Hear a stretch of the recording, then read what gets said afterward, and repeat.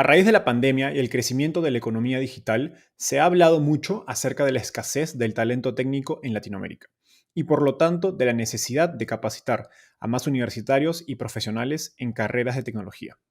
Esta necesidad ha impulsado a grandes compañías de EdTech o tecnología educativa como Platzi, Creana y Coderhouse. Pero, para nuestra invitada de hoy, la escasez de talento técnico se origina mucho antes, en la educación escolar, pues a los niños solo se les enseña a consumir tecnología y no a crearla. Hoy conversamos con María Vélez, CEO y cofundadora de Crack the Code, la escuela online de tecnología para niños líder en Latinoamérica. María nos contó por qué aprender programación es como aprender un idioma y debería enseñarse desde la niñez. También hablamos sobre el rol de los padres, las escuelas y los gobiernos en preparar a niños y niñas para un futuro donde la economía estará más basada en tecnología y emprendimiento. También conversamos sobre la experiencia de María como solo founder. A la fecha, Crack the Code ha levantado cerca de $3 millones de fondos de capital como Kasek Ventures. Gracias a Hernán Casá de Kasek y Aida Sarabia y a Estefanía San Miguel del equipo de Crack the Code por sus buenísimas recomendaciones de preguntas.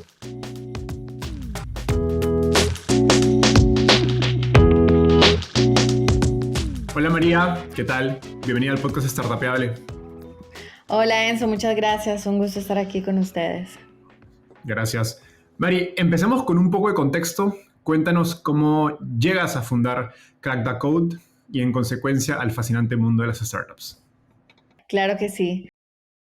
Bueno, yo soy colombiana, crecí en Costa Rica, estudié en Estados Unidos, en New York, hice varias internships mientras estaba estudiando, yo estudiaba economía, y por cosas de la vida trabajaba ya como 5 o 6 años en JP Morgan, en New York, me casé con un peruano y decidimos mudarnos a Perú. Entonces cuando llegué a Perú fue como el perfecto momento para decidir qué hacer, ¿no?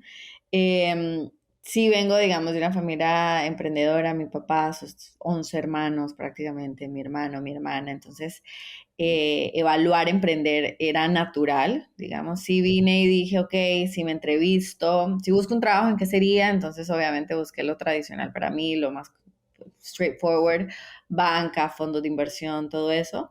Me empecé a entrevistar en varios, obtuve varias ofertas, pero ya en ese punto ya estaba bastante, digamos, avanzada en todo mi research de educación. Entonces sí hubo momentos donde dije, ok, ese es el punto de no return, o sigo con mi emprendimiento o me empleo, porque sí es muy difícil hacer las dos cosas en simultáneo. Entonces, nada, ahí ya decidí lanzarme a emprender en educación, que era algo que había estado investigando y digamos, entendiendo por un par de meses. Y ahí ya, digamos, me metí de lleno en este mundo del emprendimiento. Súper. Ahora, brevemente cuéntanos qué es Crack the Code.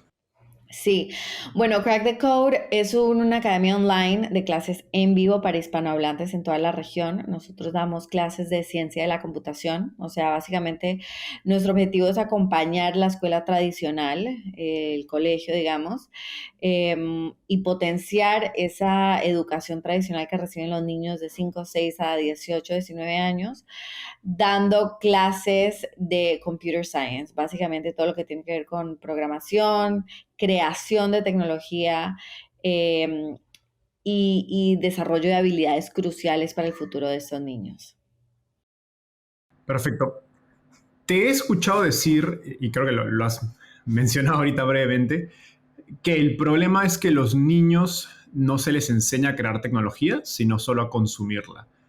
Podemos hacer doble clic en esta idea. ¿Por qué es un problema que a los niños no se les enseña a crear tecnología? Y, digamos, ¿cómo es diferente Latinoamérica versus otros continentes o regiones?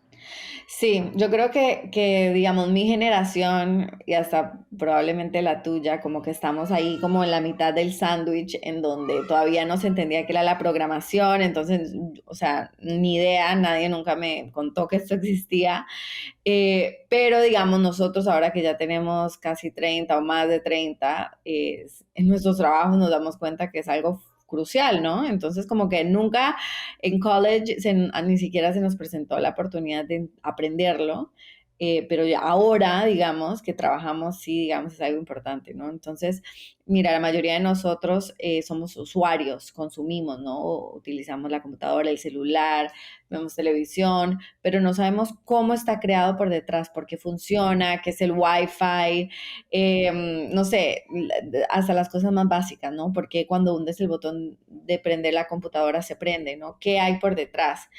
Entonces es muy difícil innovar y crear cuando no sabes ni siquiera cómo funciona ni por qué. Entonces lo que nosotros queremos es que los niños empiecen a cuestionar, ¿no? Ellos tienen la ventaja de que desde ya se sabe que estas habilidades son fundamentales y que desde ya se necesitan, entonces tienen un head start versus nosotros. Entonces la idea es que desde ya no solo usen sus iPads, usen la computadora, usen sus celulares, sino que empiecen a crear. Entonces pueden jugar un videojuego, bien, pero ¿por qué no crean su propio videojuego? ¿Por qué no crean su propio podcast? ¿Por qué no crean un canal de YouTube con contenido interesante? ¿Por qué no crean y cuestionan y inventan en vez de solo usar? De hecho, el otro día me dijeron algo súper interesante que, por ejemplo, social media tipo TikTok, Instagram es el junk food de la tecnología, ¿no? Y es cierto, no piensan nada, están ahí hasta nosotros, como zombies, scrolling, perdiendo el tiempo sin estar engaged ni pensando en absolutamente nada. Entonces, eso es lo que queremos motivar en los niños y obviamente mucho trabajo con los padres también de que se den cuenta que sí hay contenido, sí hay actividades y hasta contenido positivo, activo de tecnología y no es solo, digamos, tiempo de ocio. Qué interesante esto que dices, porque en mi experiencia, cuando era niño, teníamos una computadora en casa que solo mi papá sabía utilizar, pero él estaba pues todo el día trabajando fuera y yo quería jugar videojuegos, así que a los 6 o 7 años, casi que obligado, me tocó aprender a conectar una computadora, digamos, la pared, los cables del monitor, etcétera, e instalar un programa, me acuerdo Age of Empires, que era el juego que me gustaba en ese momento. Y creo que esta experiencia tan temprana fue clave en digamos, facilitar o hacerme sentir más familiar con la industria o los trabajos de tecnología. Pero pienso, a ver, mi papá, yo no creo que lo haya pensado por diseño, sí, fue más un accidente. Entonces me pregunto, ¿esta educación en tecnología está, digamos, en el top of mind, no está, digamos, es una prioridad para los padres y madres latinoamericanos? Y en qué medida estás atendiendo una necesidad existente versus creando y educando un mercado? Mira, yo creo que estamos en un punto muy interesante porque los mindsets y las prioridades, yo creo que los latinos ha cambiado bastante a causa de la pandemia. Pre-pandemia, nosotros teníamos un formato presencial. Entonces, claro, nosotros habíamos hecho research y los papás no querían que sus hijos aprendan en línea, ¿no? No sabían, de hecho, que ni se, que, si se que se podía, en efecto, aprender en línea. Entonces, nada, nosotros teníamos ese formato presencial, pero muchas actitudes han ido cambiando. Eh, Hoy en día sí siento que hay un poco más de urgencia, te diría que eh, los papás jóvenes son los que obviamente entienden más por qué esto es importante y por qué tienen que empezar ya. Eh, por ejemplo, la minoría de nuestros estudiantes, aproximadamente 20%, son estudiantes adolescentes. Y eso es porque un adolescente ya es mucho más difícil de convencer de que tiene que aprender esto, ¿no? Y en la misma línea son papás más mayores que no entienden aún menos de tecnología, ¿no? Entonces, entienden aún menos por qué deben de sus hijos aprender esto, ¿no? Entonces sí te diría que estamos, justamente ese es el desafío nuestro. Todavía esto no es algo obvio, no es como la matemática, el inglés. No sé si es un esfuerzo de convencer y educar al papá y la mamá de qué es eso, porque es importante. Cada vez es un poco más fácil, justamente porque cada vez estos papás jóvenes lo sienten más esos empleos, pero sí es un desafío día a día de enseñar y educar a los papás. Sí te diría que esto va a cambiar de un momento a otro y va a ver un momento en donde sea una urgencia y los papás se asusten. Va a haber un día en donde va a haber un TOEFL de programación para entrar a universidades extranjeras. Hoy en día está Parsons, que es una universidad de moda en New York, en donde estudió mi hermana. ya requiere programación para sus diseñadores, imagínate. Y eso es porque, claro, los patrones de las telas, las máquinas que imprimen, digamos, esto, todo se programa. Entonces, ya it's a matter of time y por eso queremos nosotros posicionarnos como el líder de esta categoría para los hispanos en todo el mundo, con innovación, producto sólido y ya están listos para tomar control del mercado. Mencionaste un cambio de mentalidad por la pandemia. Cuéntanos más sobre este cambio de mentalidad que has visto, no solo a nivel de padres, sino quizás de gobierno y colegios con quienes también entiendo trabajas. Claro. Mira, con la pandemia yo creo que sucedieron varias cosas positivas. Yo siento que en Latinoamérica hay un gran problema en educación escolar privada, ¿no? Bueno, obviamente la pública tiene también millones de complejidades, pero lo que hemos reconocido es que en la privada, tú has visto en Perú, hay una lista de espera para entrar a los colegios, los papás sufren para que los acepten, los precios son altísimos, unas matrículas que uno dice, wow, no entiendo, cash en dólares, como que no entiendo. Y es porque no hay suficiente oferta de colegios, ¿no? Y los papás toman decisiones de cuál colegio por la marca del colegio, por la ubicación, por statements sociales, ¿no? No porque verdaderamente tienen las mejores currículas. Entonces eso hace que el colegio tenga mucho poder, ¿no? Y hace que no tenga que innovar ni competir, porque claro, ya tiene asegurado un futuro, imagínate, el lifetime value de cada estudiante son como 12 años, precios altísimos, con un churn mínimo y cero competencia. El negocio perfecto, claro. Entonces, ¿por qué ellos, imagínate, cambiarían currículas? Why would they como que retrain a sus profesores? ¿Por qué? ¿Por qué? Si tan fácil es el status quo, ¿no?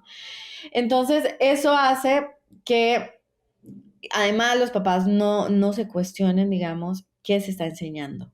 Y como no se cuestionan, entonces el colegio sigue haciendo lo que lleva haciendo muchos años.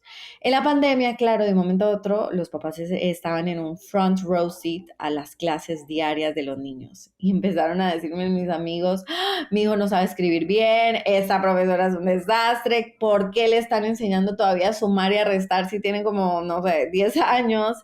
Entonces, claro, de un momento a otro tenían una vista directa en qué estaba pasando dentro del colegio y ahí empezaron a exigir. Entonces, creo que en ese sentido, como que se dieron cuenta, wow, necesitamos exigir calidad. Segundo, sí se puede aprender en línea. Obviamente, lo ideal no es que estén todos los días que tengan el colegio en línea, pero sí se puede aprender en línea si es 1 o 2 clases a la semana. Sí es un canal, digamos, positivo. Y más si es algo que de por sí ya es en la computadora, ¿no?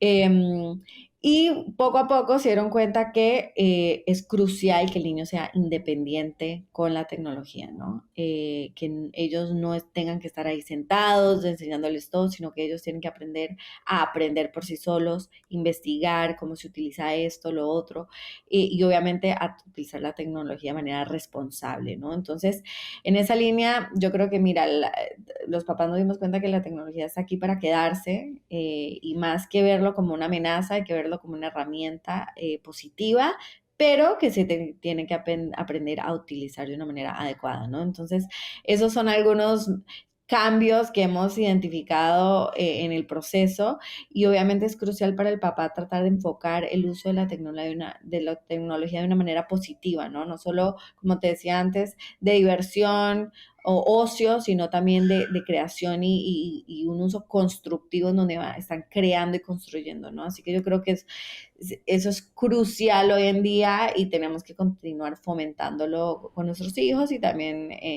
con nuestros amigos padres en el Es ecosistema. fascinante porque parece que antes de la pandemia el colegio era como una caja negra, donde ponías a tus hijos y si le iba bien o mal, las notas eran buenas o pésimas, no tenías idea por qué realmente como padre. Exacto, Y ahora te has enfrentado, digamos, en primera fila a si digamos, le iba bien o mal, por qué realmente estaba pasando eso. tal cual. Cuéntame un poquito más de cuál es digamos, tu perspectiva del nivel de atención de este problema de los gobiernos. Entiendo que has tenido algunos proyectos con el gobierno público en Perú en particular.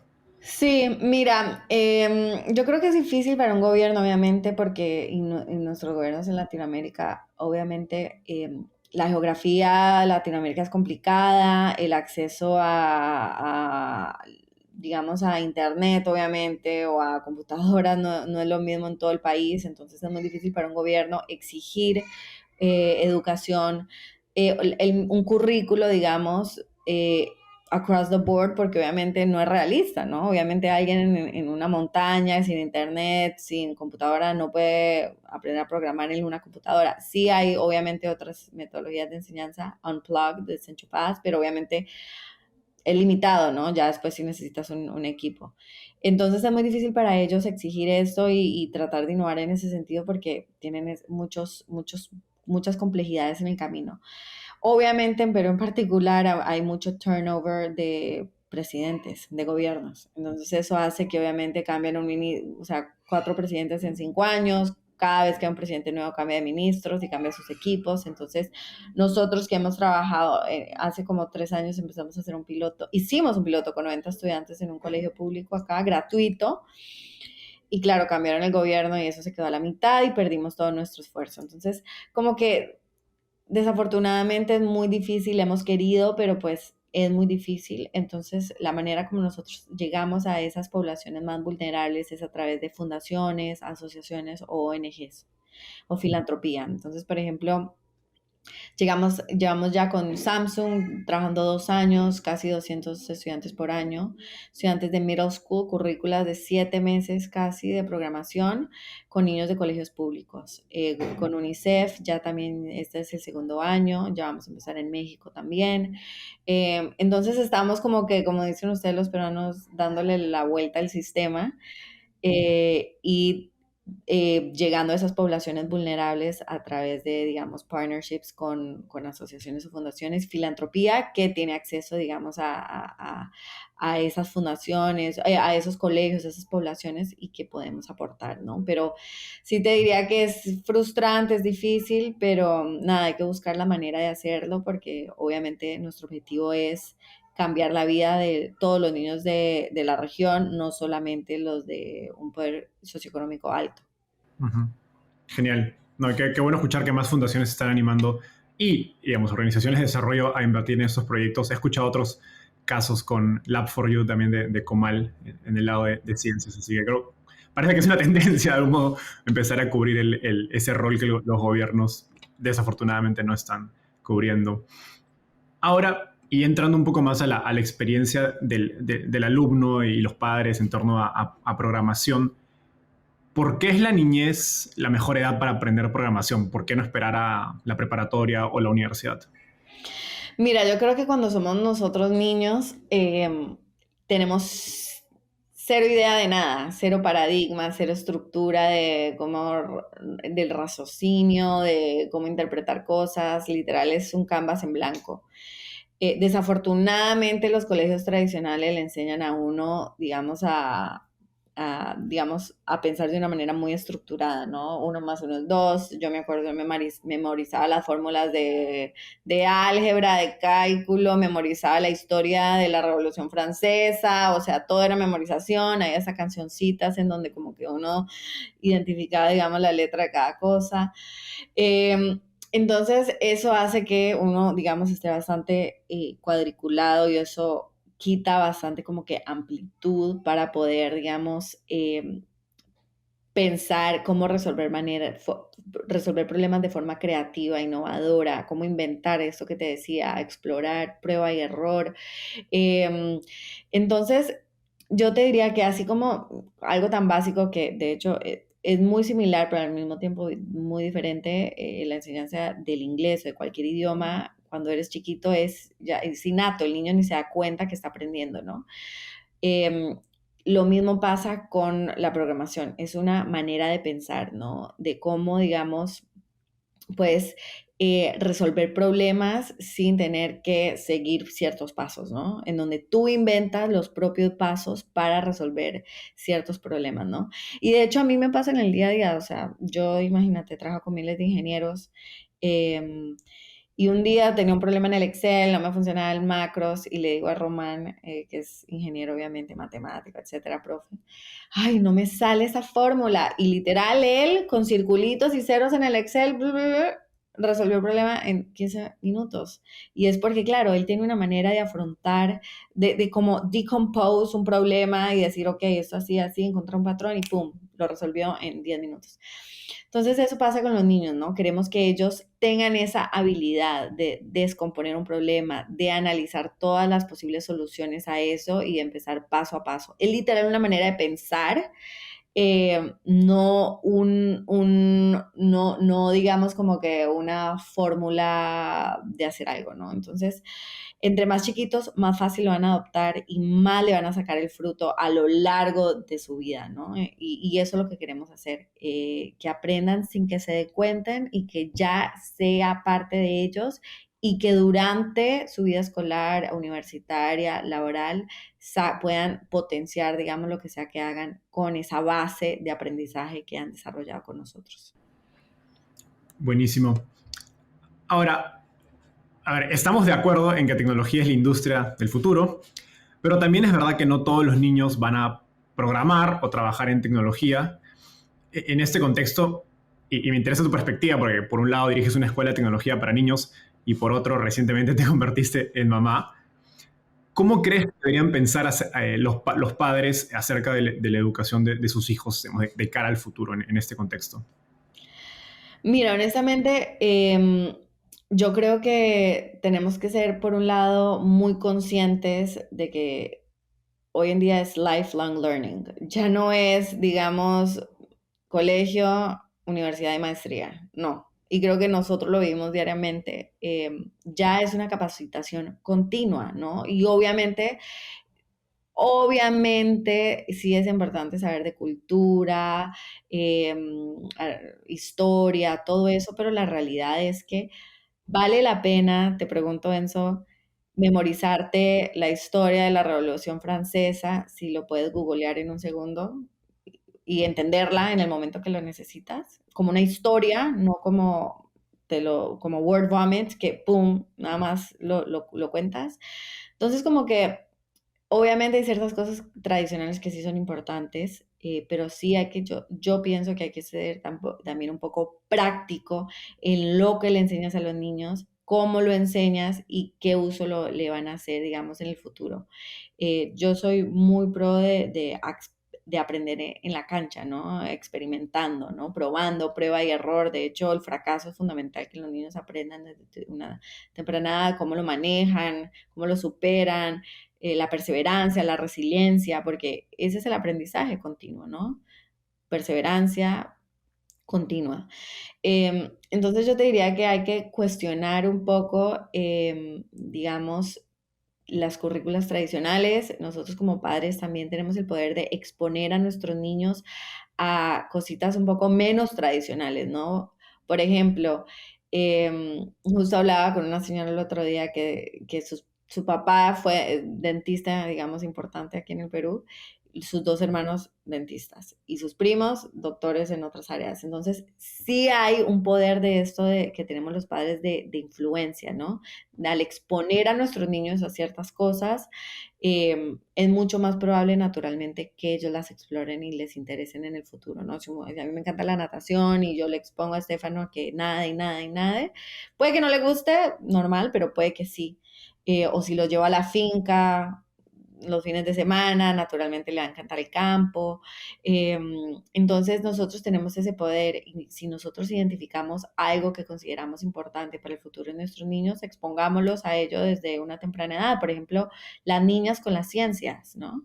Si nosotros exponemos a las niñas a que las ciencias es una alternativa para ellas, que es cool, que la tecnología es innovadora, es cool todo lo que se puede crear con ella, que ellas pueden ser como que súper wow, etcétera, y ellas lo consideran como una alternativa, es mucho más probable que la elijan y que continúen en ella, ¿no? Entonces, yo creo que a nuestro criterio cada padre debemos de elegir qué valoramos y a qué podemos exponer a nuestros niños para que ojalá, digamos, persigan algo similar en el futuro. Genial. Me encanta esta idea de explorar, que creo que también en mi experiencia universitaria siento que se perdió mucho porque las universidades también a veces, en lugar de ser universales, se van muy especialistas y le quitan a un joven la posibilidad de explorar pues, las múltiples áreas o verticales que puede tener su carrera. Eh, y creo que al final juega en tu contra porque pues, te quita posibilidades de encontrar cosas en las que quizás no sabías que eras buenísimo y muy apasionado y que eventualmente podían convertirse en tu profesión y algo donde emprendas, tengas un proyecto o simplemente tengas mucho éxito. Ahora, el rol de los padres creo que es un poco particular porque según sus posibilidades, pues invierten recursos en un colegio con la expectativa de que la escuela, que se especialice en educación, dé lo mejor de sus hijos. Explícanos un poco más por qué las escuelas no están, digamos, siendo conscientes de esta necesidad de educación en tecnología y por qué no la están atendiendo. Nos comentaste esto digamos, del poder, de un modo monopólico que tienen algunas escuelas, pero más a nivel, digamos, macro, ¿por qué crees que las escuelas no se están adaptando a esta necesidad? Mira, yo creo que sí, por un lado están cómodos y no sienten esa necesidad de hacerlo. On the demand side, que obviamente libre competencia te obliga a innovar y a mejorar.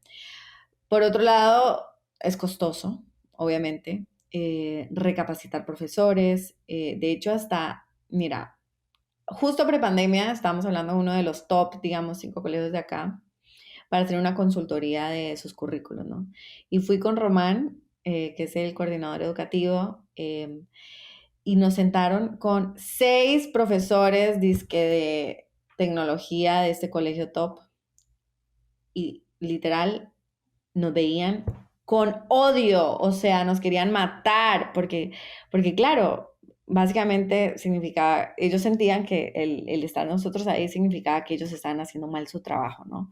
Nosotros les explicamos, queremos ayudarlos, queremos traer nuevas ideas, nuevas tecnologías para los niños y nos veían como si les íbamos a quitar el trabajo. Obviamente eso no iba a pasar, no queremos el trabajo de ellos, pero creo que también es muy difícil, digamos, trabajar con profesores que todos ellos, digamos, llevaban en este colegio 15, 20 años enseñando exactamente lo mismo todos los años. Imagínate, es como que, uff, cero incentivo. Entonces, yo creo que para los colegios también es difícil, o sea, tiene que venir un director, un líder que de verdad empuje estos cambios, ¿no?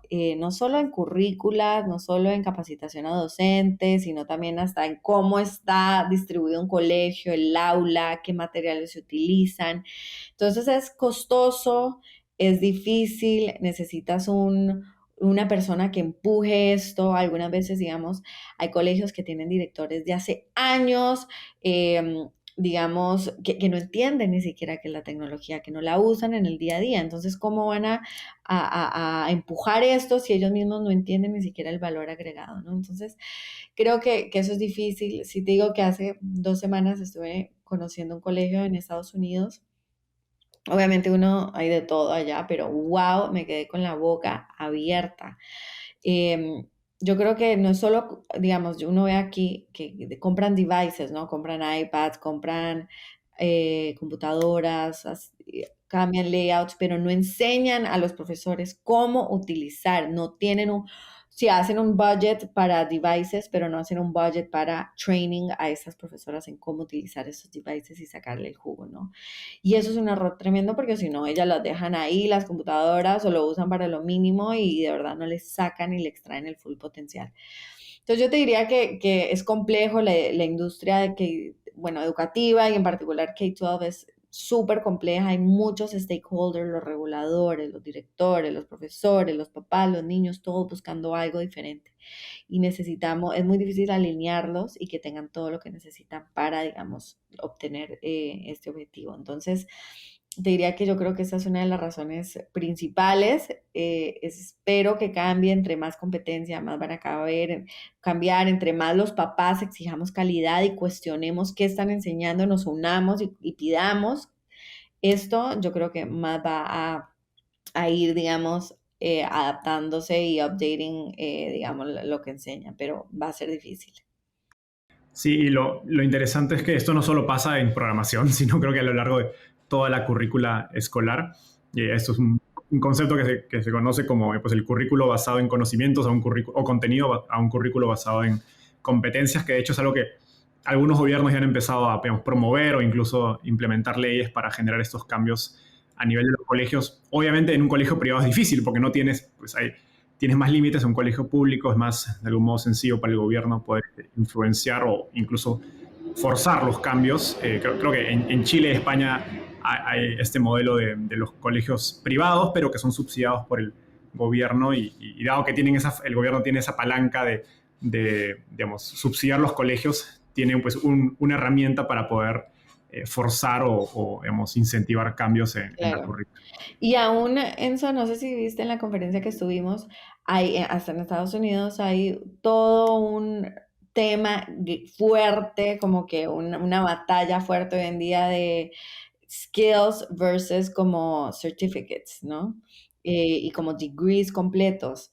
Y justo vi que creo que no sé, un district de un estado en New York, no me acuerdo cuál, dijo que ya iba a contratar based on skills.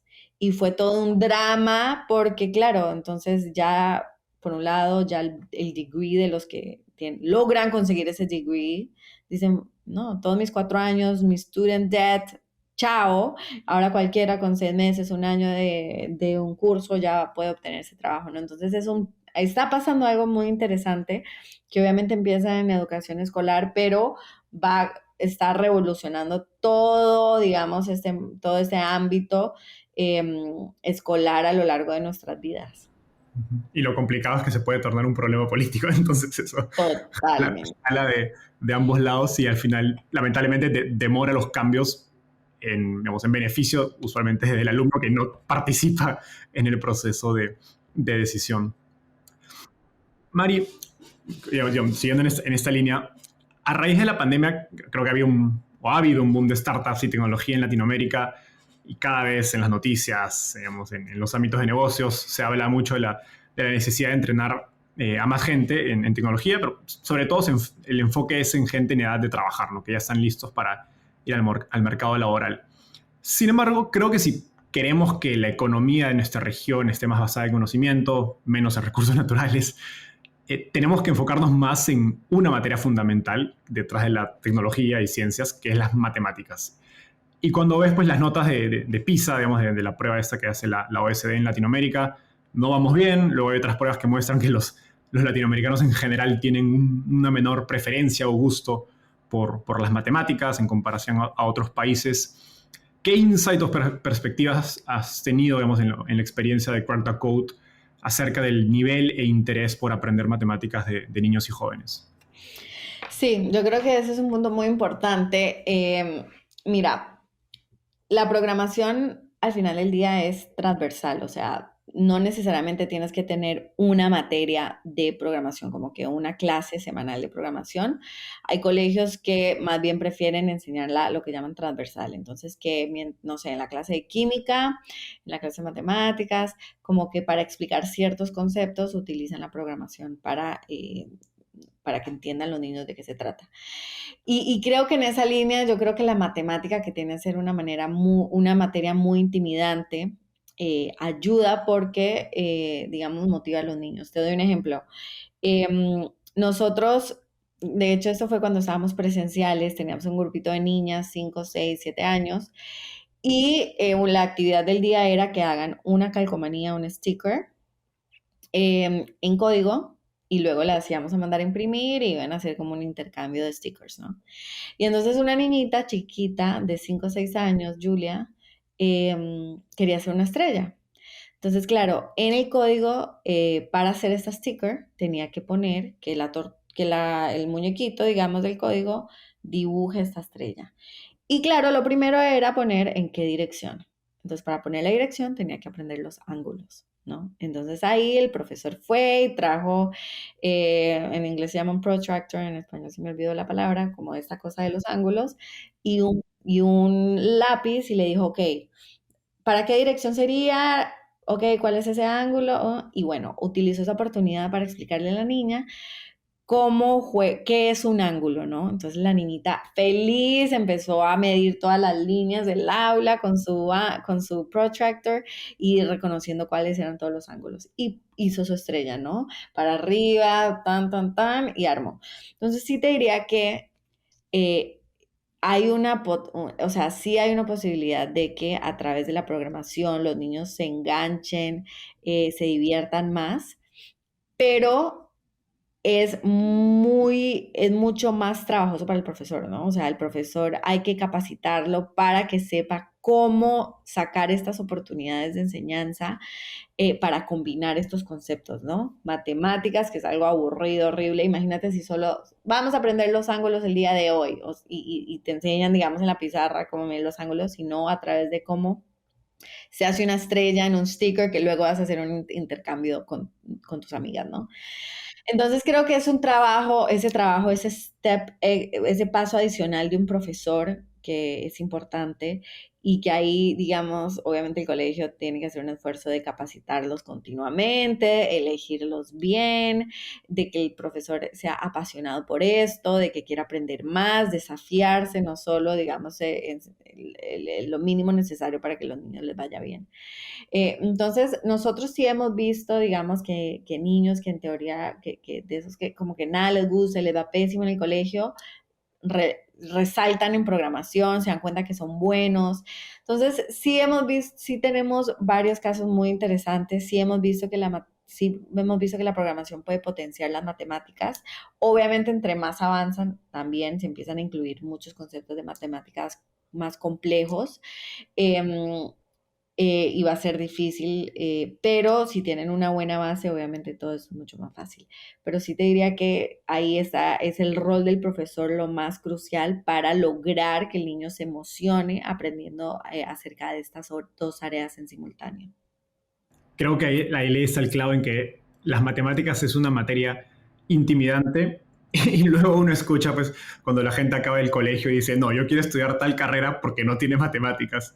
Y cuando vemos luego los números de pues pocas decenas de miles de graduados de ingenieros al año en Perú, en Colombia, en Chile, pues viene, la raíz viene de ahí, ¿no? O sea, nos enseñan las matemáticas de una manera tan aburrida, tortuosa, memorizando y no, digamos, como nos dabas el ejemplo, creo que es genial, aplicado a algo particular, algo con lo que el alumno puede conectar y entender que pues las matemáticas tienen un rol en el mundo que son importantes y que no necesariamente tienen que ser aburridas al momento de aprenderlas. Exactamente. Mari, pasando a otro tema, y es más ya relacionado a tu experiencia como emprendedora, cada vez vemos menos startups con un solo emprendedor o emprendedora. Y, digamos, a mi parecer esto es un poco por diseño más que coincidencia, pues ahora cuando uno escucha las recomendaciones del ecosistema es tener socios, sobre todo técnicos, para que haya un balance entre negocios y tecnología. Incluso hay inversionistas que explícitamente dicen que no invierten en solo founders. En tu caso, ¿fue una decisión consciente o cómo se dio? Mira, sí, la realidad es que sí te ponen mucha presión de no emprender solo. Por un lado lo entiendo, porque obviamente para un fondo que te está dando dinero, hay lo que llaman un key person risk más grande, ¿no? Si algo me pasa a mí, bueno, te digo, todos somos reemplazables. En realidad sí podrían buscar a alguien que me reemplace, como en las empresas gigantes que reemplazan CEOs, pero obviamente el compromiso del founder es mucho más grande de cualquier CEO que puedan llegar a traer a mi posición, ¿no? Pero digamos, sí soy reemplazable. Pero obviamente es un riesgo más grande que si hay dos personas 100% metidas. Eh, entonces, en ese sentido lo entiendo. Por otro lado, sí te diría que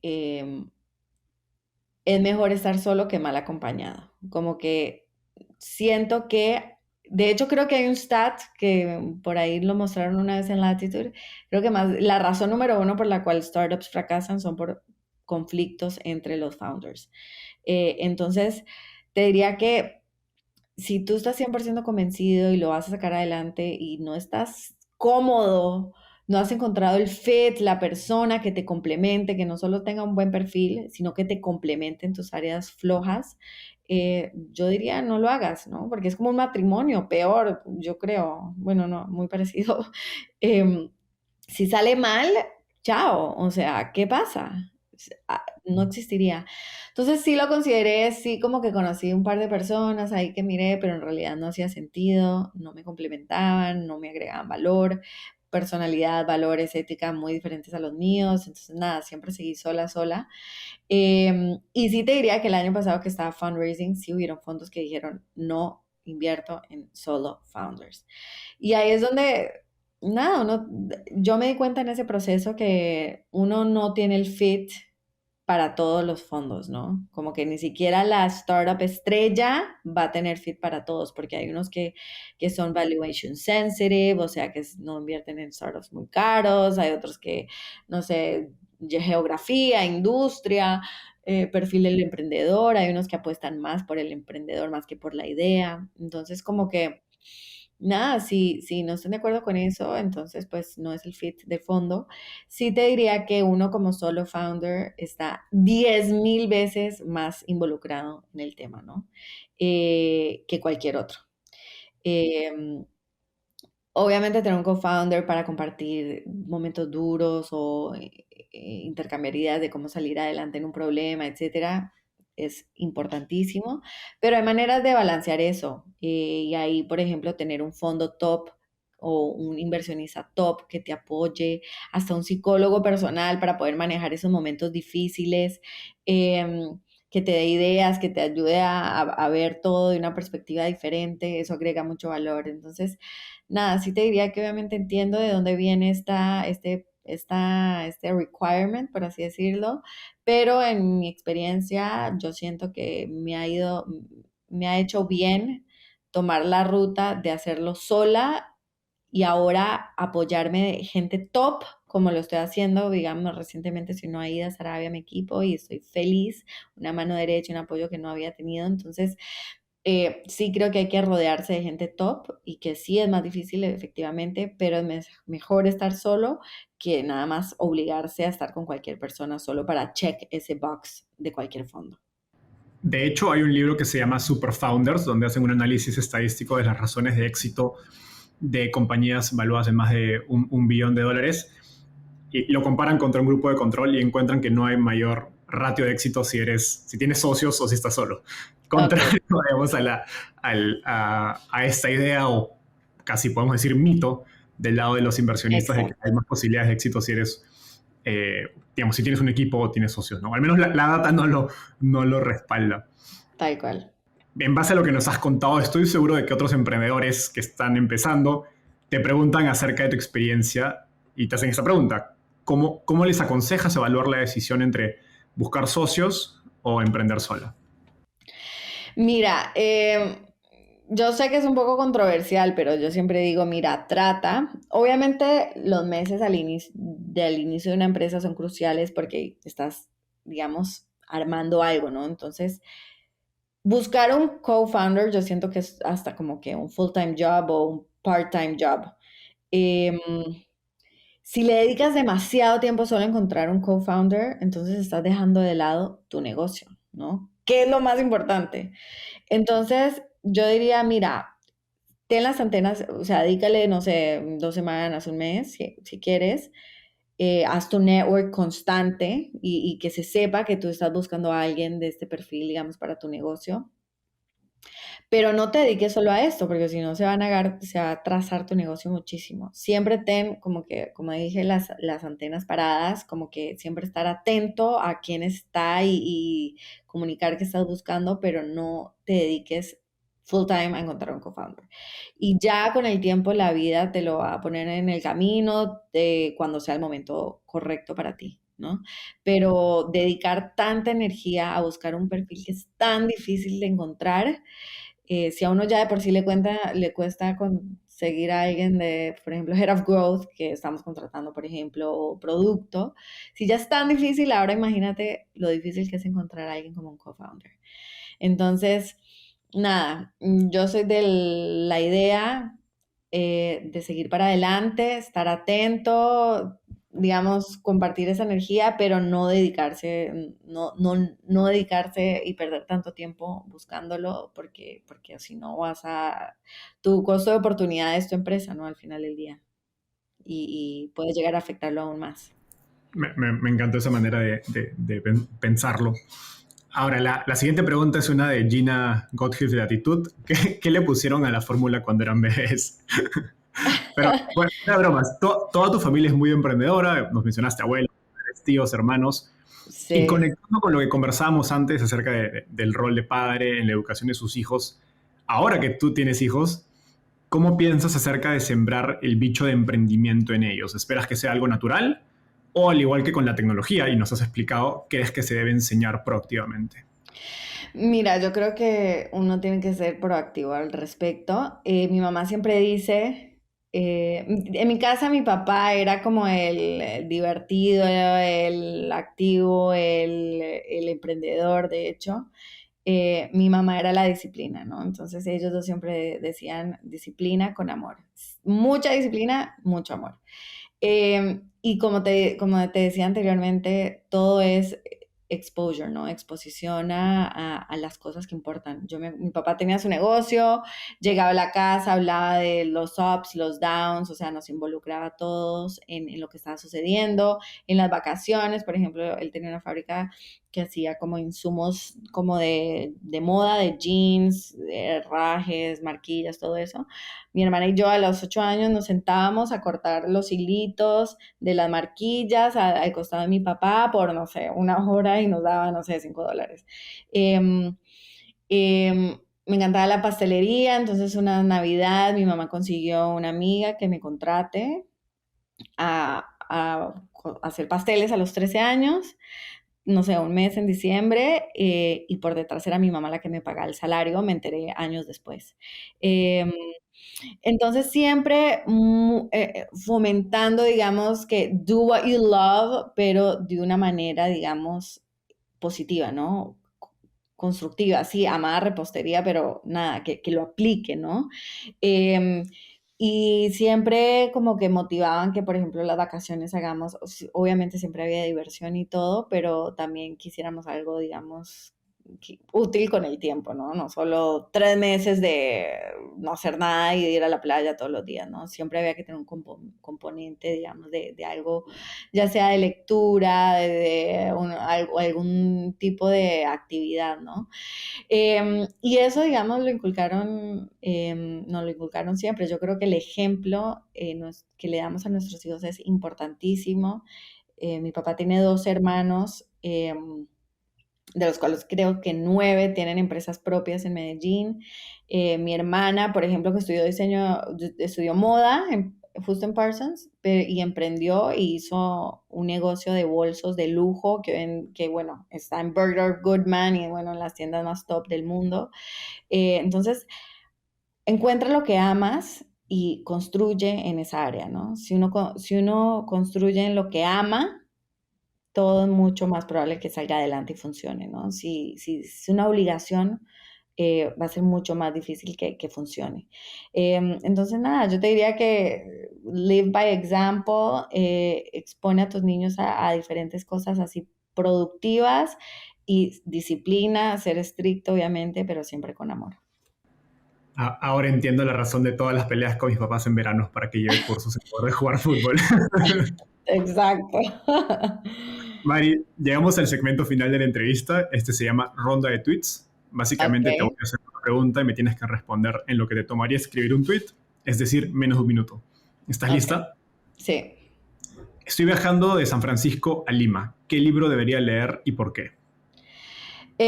Atlas Shrugged de Ayn Rand, yo creo que te enseña a entender el mundo muy fácilmente, de una manera muy clara. Ujú. Súper. ¿Qué te gustaría cambiar del mundo de las startups en Latinoamérica? Yo creo que ya no hayan tantos estigmas o biases, opresiones, ¿no? Que lo dejen a uno como que perseguir lo que no quiere. Un poco largo, pero algo así.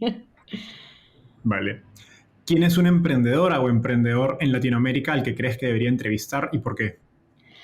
Bueno, no sé todos los que has entrevistado, pero em, yo creo que ha aprendido mucho, bueno, obviamente de mi hermano, que 100% lo tienes que entrevistar, y también de Courtney McLaughlin, de Runa. No sé si ya la entrevistaste, pero también muchísimos aprendizajes de toda su experiencia. Súper. Bueno, de hecho, tanto tú como Courtney me mentorearon cuando estaba mudándome a México. Y las dos Ah, es cierto. ya estuvieron en el podcast. Ah, perfecto. Gracias por eso. Mari, esto ha sido todo por hoy. Un gustazo conversar contigo y nos vemos en un próximo episodio. Muchas gracias, Enzo. Chao.